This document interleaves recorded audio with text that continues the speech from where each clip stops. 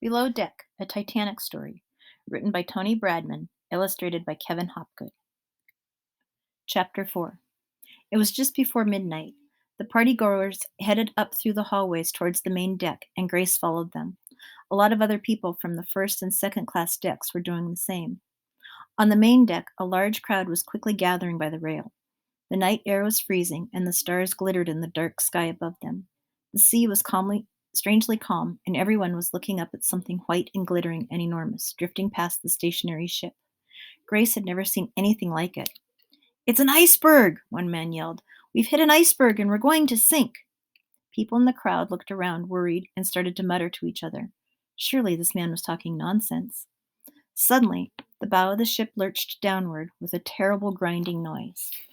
Moments later, one of the crew cried out that the captain had given the order to lower the lifeboats. They were going to abandon ship. Grace felt very scared and alone. She thought of Auntie Nora, and tears filled her eyes. She couldn't believe the Titanic was sinking.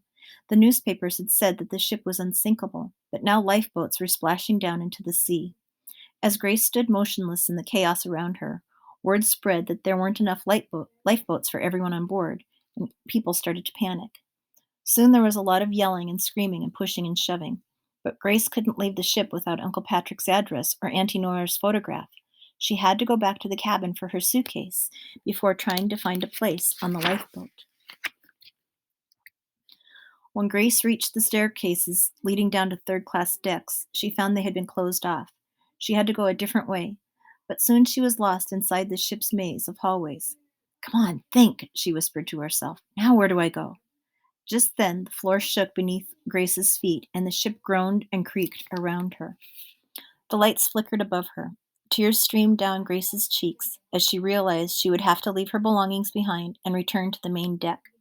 She was running out of time, and she had never felt so alone. But she pulled herself together, wiped her eyes on her sleeve, and strode quickly to the stairs.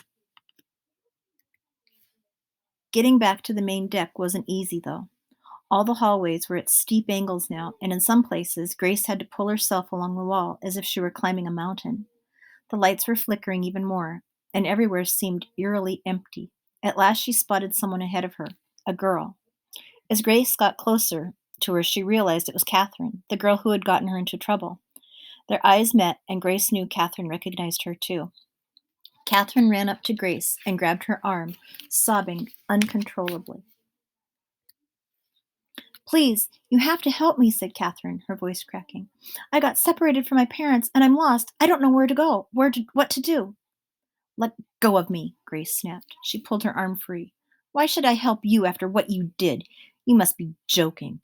Grace turned away from her. "I'm sorry," Catherine was screaming. "Don't leave me." Grace stopped with her back to Catherine and closed her eyes. She remembered what Auntie Nora had said. "You're too nice for your own good sometimes." That was true. But Grace also knew it would be wrong to leave Catherine here alone. She sighed and turned back.